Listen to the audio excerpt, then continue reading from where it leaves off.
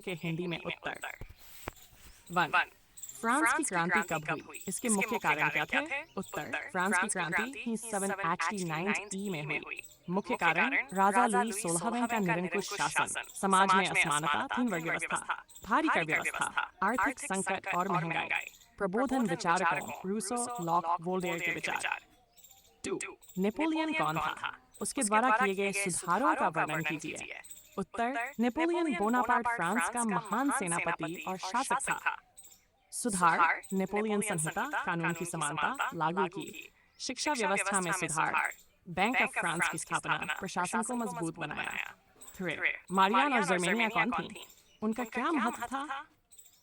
उत्तर, Marianne France की राष्ट्रीय प्रतीक थी, जो स्वतंत्रता और गणराज्य का प्रतीक थी। जर्मेनिया जर्मनी की राष्ट्रीय प्रतीक थी, जो एकता और राष्ट्रवाद का प्रतीक थी। महत्व, ये दोनों राष्ट्रवाद और राष्ट्रीय एकता की भावना को दर्शाती थी। 19वीं सदी में यूरोप में राष्ट्रवाद के विकास के प्रमुख कारण बताइए। उत्तर, फ्रांसीसी क्रांति का प्रभाव, नेपोलियन के युद्ध, औद्योगिक क्रांति, सांस्कृतिक जागरण, मध्यम वर्ग का उदय। जर्मनी के एकीकरण की प्रक्रिया संक्षेप में लिखिए। उत्तर, जर्मनी का एकीकरण Coindex में हुआ।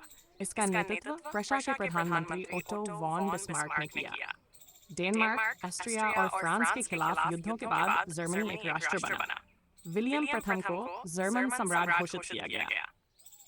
6. ओटो वॉन बिस्मार्क को जर्मनी के एकीकरण का जनक क्यों कहा जाता है? उत्तर, बिस्मार्क ने अपनी कूटनीति और युद्ध नीति, रक्त और लौह नीति से जर्मनी का एकीकरण किया, इसलिए उन्हें एकीकरण का जनक कहा जाता है। 7. राष्ट्रवाद से क्या तात्पर्य है?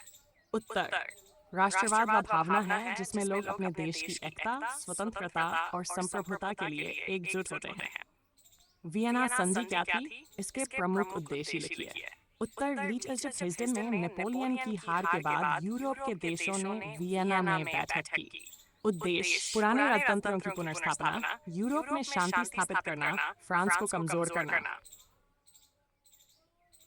इटली के एकीकरण को संक्षेप में लिखिए।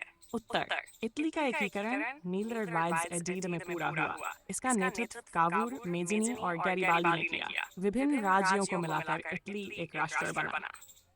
इटली के एकीकरण में मेजिनी, कावूर और गैरिबाल्डी का योगदान लिखिए। उत्तर, मेजिनी यंग इटली संगठन बनाकर राष्ट्रवाद फैलाया। कावूर कूटनीति से एकीकरण में सहायता की।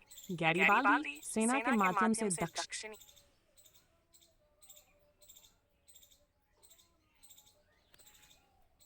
ये रहे आपके प्रश्नों के हिंदी में उत्तर।